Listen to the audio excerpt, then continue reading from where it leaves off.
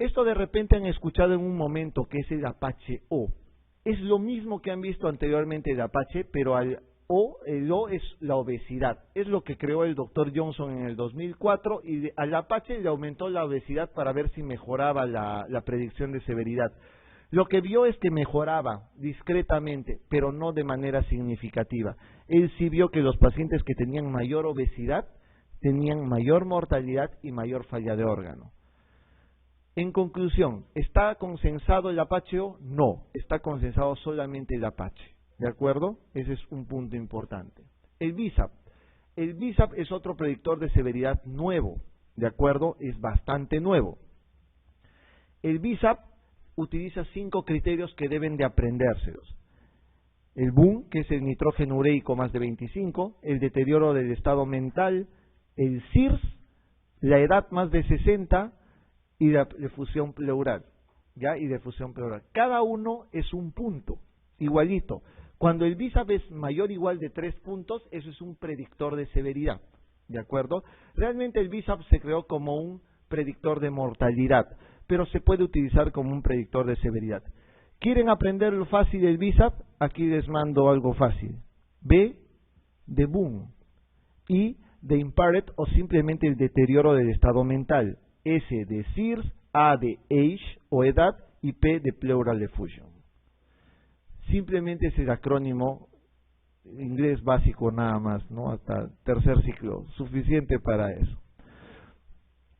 ¿Realmente qué significa el BISAP? El BISAP es Beside, Index, Severity, Acute Pancreatitis. Eso es lo que significa. Es realmente el acrónimo de lo mismo, pero se puede relacionar fácilmente con lo que han visto, ¿ya? Eso es lo que significa el BISAP. ¿El BISAP deben aprender de memoria de preferencia? Sí, porque es solamente corto y puntual. Más de 3 puntos, mayor o igual de 3 puntos, predictor de severidad. Este es un estudio que hicimos en el Perú comparando los 3 scores, BISAP, Apache y Ransom, para ver cuál era mejor predictor de severidad. La respuesta es: los 3 son absolutamente iguales. ¿De acuerdo? Los 3 son absolutamente iguales. No tienen mayor diferencia uno del otro. Este es un estudio que hicimos también, en el cual al BISAP le incrementamos la obesidad para ver si mejoraba o no la predicción de severidad. La conclusión fue la siguiente: los pacientes con índice de masa corporal más de 25 tenían más complicaciones locales, más complicaciones sistémicas y se morían más. Por consiguiente, si bien es cierto que el BISAP tampoco está consensado y no va a estar consensado como tal, lo único que queremos demostrar con esto es, 1, que la obesidad es un factor de riesgo independiente para pancreatitis severa. ¿De acuerdo? Es un factor independiente para eso. Esto es solo para completar. PCR, un buen predictor de severidad porque va con la necrosis, más PCR elevada. Esto no deben olvidar. Hace buen tiempo que no preguntan los criterios de Baltasar, pero lo que se utiliza como predictor de severidad imagenológico no es el Baltasar, sino lo que se llama índice tomográfico de severidad. ¿Ya? Doctores, el error más común que he visto en residentes de radiología, de medicina interna, típicamente es que dicen: paciente, doctor, ¿no? Te presenta paciente de 100 años, doctor, con diagnóstico de pancreatitis severa, Baltasar E. ¿El Baltasar les da severidad? El Baltasar no menciona necrosis, para empezar. Los criterios de Baltasar son 5. Baltasar A, B, C, D y E. En ningún momento se habla de necrosis. Baltasar A es lo que ven ustedes acá. Todo esto que está acá es el Baltasar, desde la A hasta la E. El Baltasar A, páncreas normal. Baltasar B, páncreas edematoso. Baltasar C, inflamación peripancreática. Baltasar D, una colección peripancreática. Y Baltasar E, 2 o más colecciones peripancreáticas. Si se han dado cuenta, en ningún momento he mencionado necrosis. Por consiguiente, el Baltasar solo no implica severidad. Si ustedes quieren utilizar severidad, la tomografía como severidad, utilizan el índice tomográfico de severidad, que junta el Baltasar con el grado de necrosis que hay. Necrosis menos del 30%, del 30 al 50% y más del 50%. Baltasar más necrosis, eso es el índice tomográfico de severidad. ¿De acuerdo? Eso es lo que tienen que saber ustedes. En el examen preguntan Baltasar. No creo que les tomen el índice tomográfico de severidad, pero en el examen Baltasar sí he visto preguntado, por si acaso, ¿ya? Estos son los nuevos marcadores inflamatorios conocidos actualmente, interleuquina 6, 8, 18 y el factor de necrosis tumoral, que ya se sabe que están involucrados y que están aumentados normalmente en pancreatitis. La interleuquina 6 es muy nuevo y el corte se utiliza de 38 picogramos por litro. La procalcitonina es otro marcador que se puede utilizar como predictor de severidad de pancreatitis, ¿no? Normal, esto no les van a preguntar, solamente ténganlo en consideración. Interleuquina 6, procalcitonina, interleuquina 8, ¿no? Fundamentalmente son las tres cosas que deben de recordar. Ya no se aprendan los valores, no les van a preguntar eso, son las tres cosas que deben de saber de nuevo nada más. En tomografía, doctores, ya les he dicho, solamente se toma la tomografía en pancreatitis en el caso de que tengan duda diagnóstica al inicio, pero si no, lo toman después de las 24 a 72, después de las 48 a 72 horas, eso es importante. ¿Cuándo tomas una resonancia magnética? ¿Sirve una resonancia magnética? Sí, doctores, es más sensible y más específico que una tomografía. Pero ¿por qué no se toma de golpe? Por beneficio, simplemente riesgo-beneficio, plata, nada más. Acá las cosas y las guías se manejan por plata y comodidad de paciente. Entonces no se pide resonancia porque es más caro que una tomografía. Pero ustedes pueden solicitar una tomografía, una resonancia en vez de tomografía. ¿Cuándo? Uno, cuando nuestro paciente sea alérgico al yodo.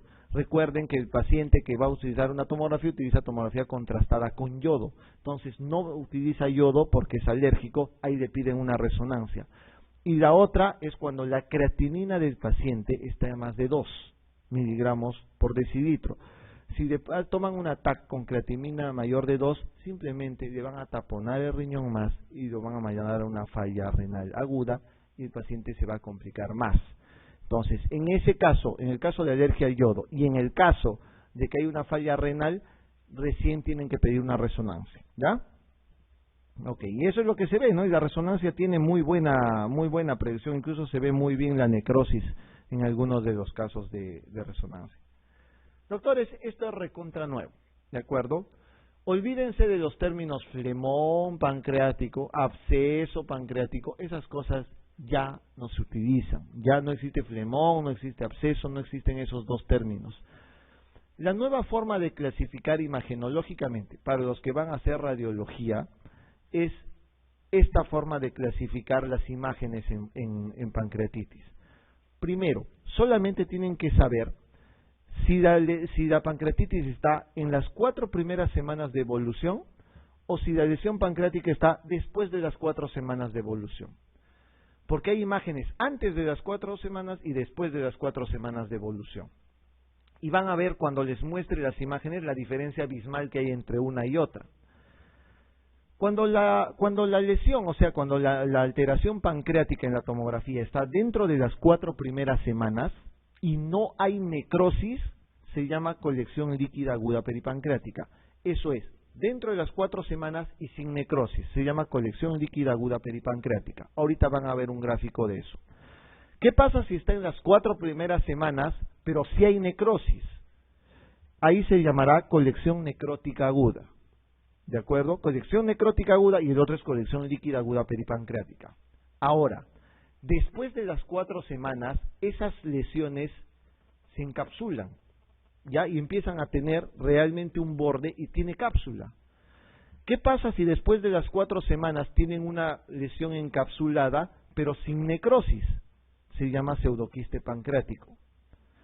Pero si tienen una lesión encapsulada y dentro hay necrosis, no se llama pseudoquiste pancreático, se llama necrosis pancreática encapsulada o simplemente WOMP o Wallet of Necrosis.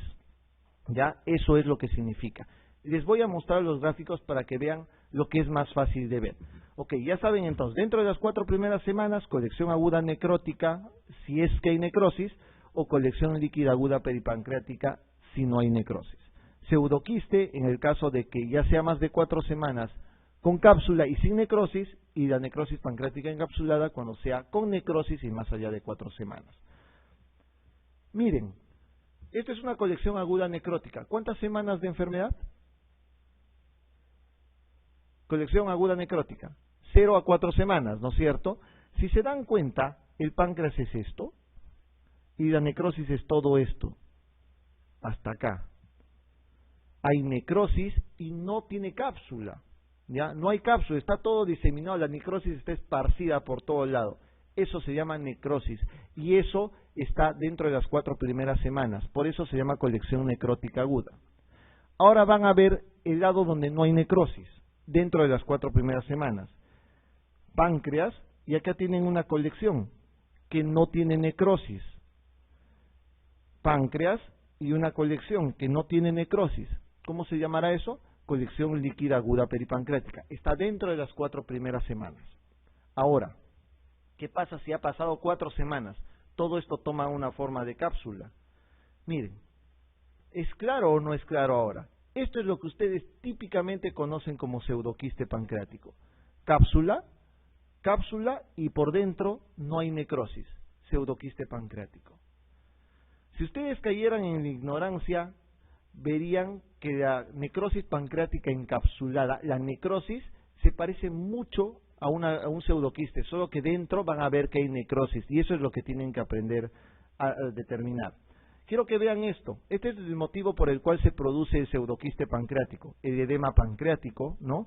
Los acinos normalmente se obstruyen y se empiezan a llenar y empiezan a formar gran cantidad de líquido dentro. Y ese pseudoquiste puede empezar a crecer hasta tomar dimensiones muy, pero muy grandes, incluso llegando hasta la parte inferior del abdomen o hasta la parte superior, e incluso puede infectarse, ¿de acuerdo? Típicamente también hay algo que tenían ustedes. ¿Qué se hace con los pseudoquistes pancreáticos? ¿Se operan? ¿Qué te hacen si tienen todo esto? ¿Se opera o no se opera? Unas preguntas de examen típicas hablaban de la regla del 6 en la antigüedad, en antaño. Los que banqueaban del año 70, de 80, veían que veían la regla del 6. Más de 6 centímetros, más de 6 semanas, eso era para drenar el pseudoquiste. Actualmente los pseudoquistes pancreáticos, doctores, se dejan evolucionar. ¿Ya? Se dejan evolucionar. ¿Cuándo se va a drenar un pseudoquiste? Solamente cuando no reduce de tamaño con el tiempo, o cuando éste da muchos síntomas o son demasiado marcados los síntomas. Se hace drenaje, incluso no se opera todavía. Miren esto. Este es el famoso WOMP o necrosis pancreática encapsulada. Si se dan cuenta, sigue habiendo cápsula, pero adentro hay necrosis. ¿Se dan cuenta? Si no conocieran nada, tranquilamente, ¿qué le dirían? Es un pseudoquiste pancreático, ¿no? Es lo típico, salir del paso diciendo que es un pseudoquiste pancreático porque hay líquido acumulado con una cápsula. Y históricamente dicen, pseudoquiste pancreático. Y no, esto se llama necrosis pancreática encapsulada, ¿de acuerdo? Porque adentro tiene necrosis. Si no hay necrosis, se llama pseudoquiste pancreático. Miren en la resonancia cómo se ve más claramente la necrosis.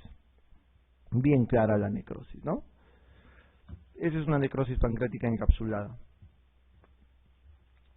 Esto es lo que pasa con una necrosis. El páncreas no solamente empieza a alterarse, ya no forma pseudoquistes, sino se empieza a ennegrecer y se empieza a deteriorar el tejido, e incluso puede ser la necrosis muy extensa. Puede haber necrosis del 30, 50, 70, hasta del 100% del páncreas. ¿De acuerdo? Eso es importante. Y eso se puede infectar. Y si se infecta, sí puede haber riesgo de muerte muchísimo mayor. ¿Cómo sabe si una necrosis está infectada? La única forma de demostrar que está infectada es haciendo esta punción aspiración con aguja fina. Muy fina, ¿no? La agujita de acá.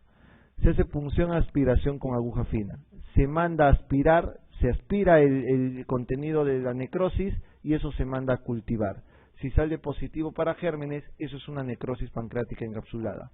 ¿Qué se hace con ese paciente si tiene necrosis pancreática infectada? ¿Se opera o no? ¿Sí? No. Tratamiento. ¿Qué tratamiento será? Médico. ¿Qué tratamiento médico? Antibiótico. ¿Qué antibiótico? los carbapenems. ¿Qué carbapenem? Imipenem. ¿Cuánto tiempo? 2 semanas. ¿De acuerdo? Eso se hace con la necrosis pancreática infectada. Dar carbapenems, imipenem por 2 semanas. Doctores, ¿qué pasa si esa necrosis pancreática infectada no le responde a tratamiento? ¿Qué hacen? No le responde a tratamiento antibiótico. Ahí sí lo pueden mandar a cirugía. ¿De acuerdo? Solo se hace cirugía de páncreas en pancreatitis cuando hay una necrosis pancreática infectada que no responde a tratamiento antibiótico. ¿De acuerdo? Y obviamente que esté demostrado que sea infectado. El PAF puede dar de falsos negativos. Ok, ¿cómo manejamos la pancreatitis? 4 pilares de tratamiento: fluidoterapia, analgesia, soporte nutricional y la prevención. El pilar fundamental de tratamiento de la pancreatitis es fluidoterapia, ¿de acuerdo?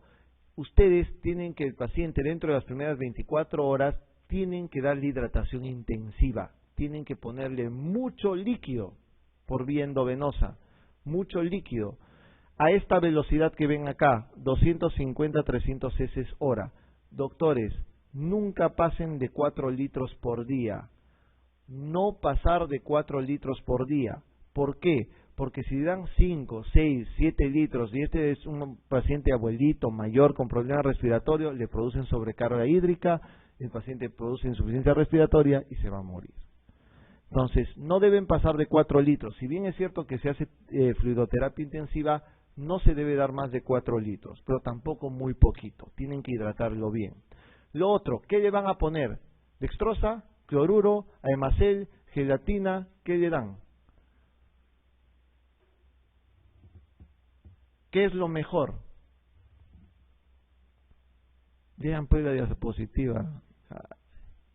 Lactato Ringer. Lo mejor es lactato Ringer. Como no tienen eso en el Perú, ¿qué hacen? Cloruro, pues. Cloruro o dextrosa. Simplemente soluciones cristaloides, ¿ya? Siempre se prioriza soluciones cristaloides a soluciones coloides. Y cristaloides son dextrosa, cloruro y lactato Ringer. Lo mejor sería lactato Ringer, pero no tenemos, así que ponemos cloruro o dextrosa. ¿De acuerdo? La analgesia. Acá sáquense de la cabeza eso de que no se usa morfina porque produce espasmo de esfínter de Oddi y ese cuentazo que han aprendido de hace 20 años. No es cierto. Ya no está demostrado que la morfina o los opioides produzcan mayor severidad del cuadro de pancreatitis por usarlo.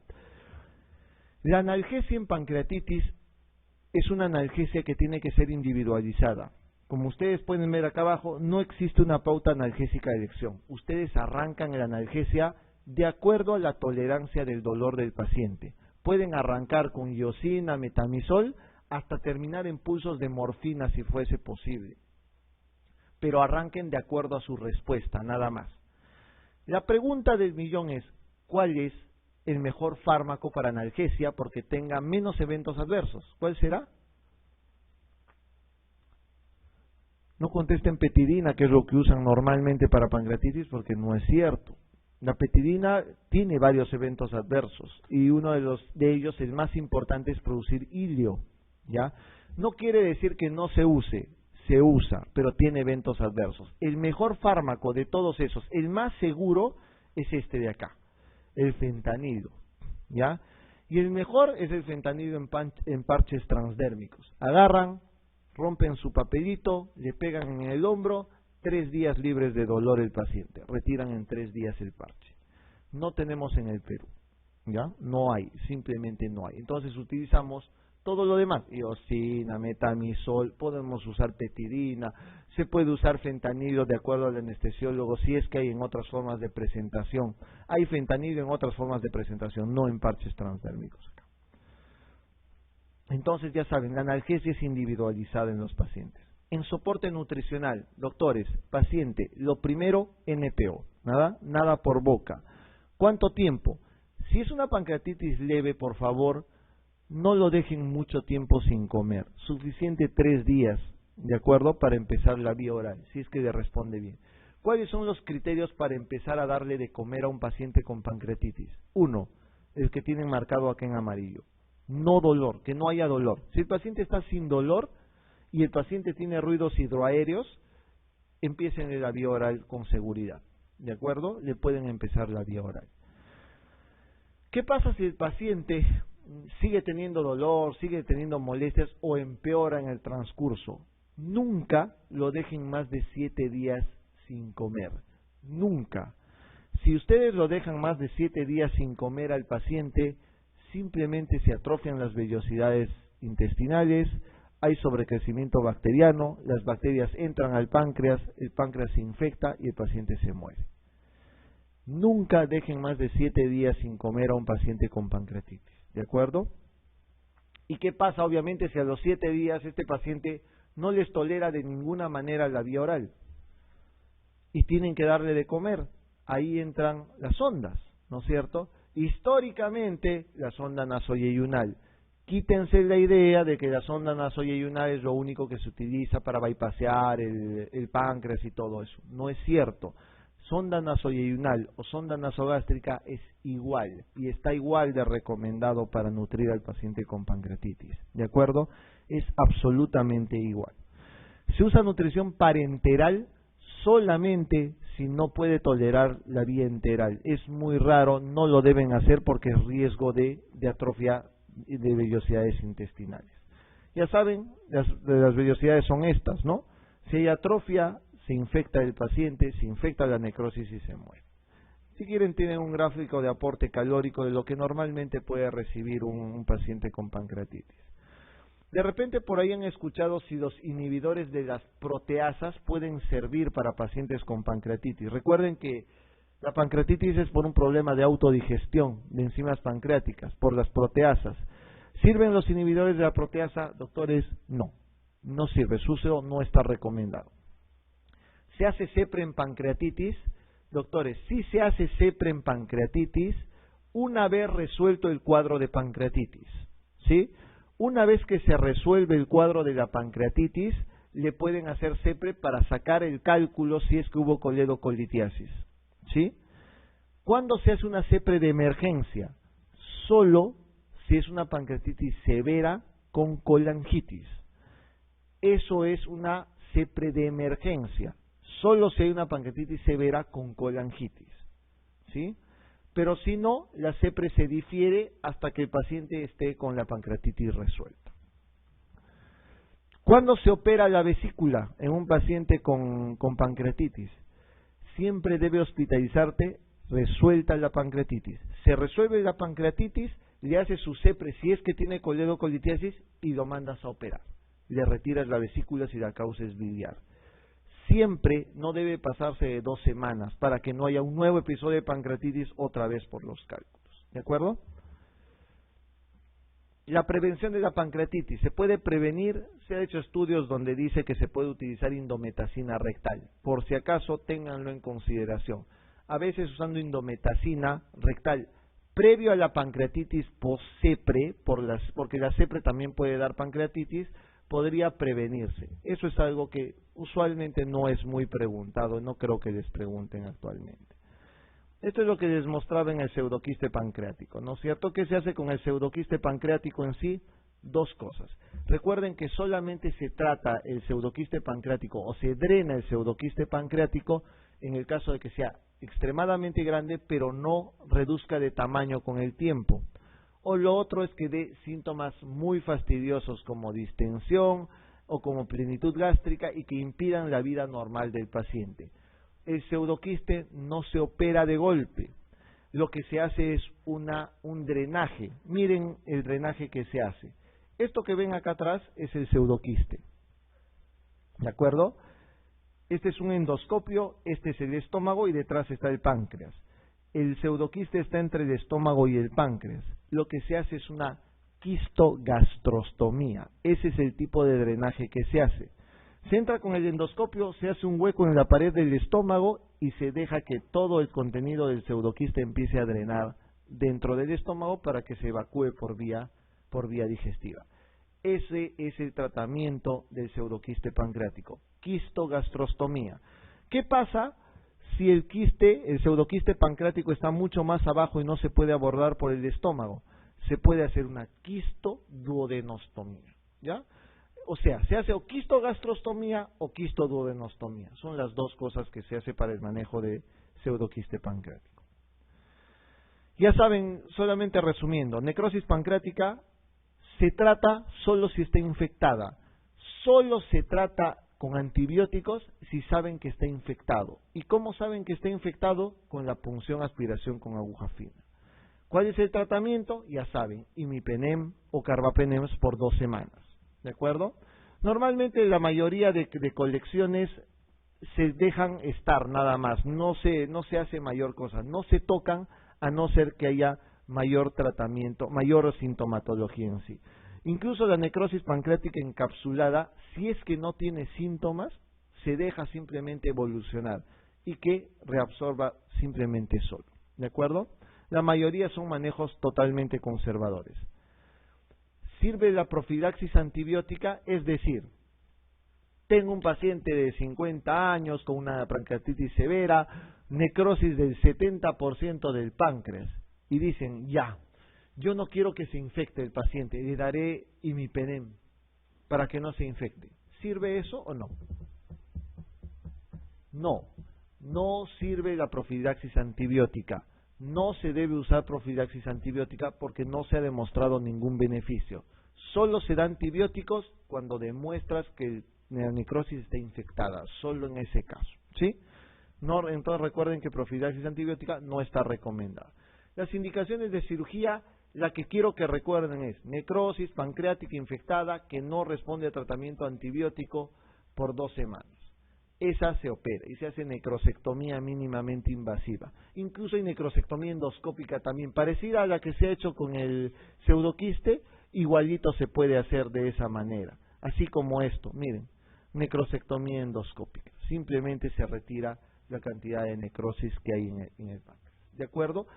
Eso es lo que quiero que recuerden, por favor, de lo que es pancreatitis. Tiene cosas muy nuevas. Recuerden las cosas más importantes que les he mencionado, las nuevas clasificaciones.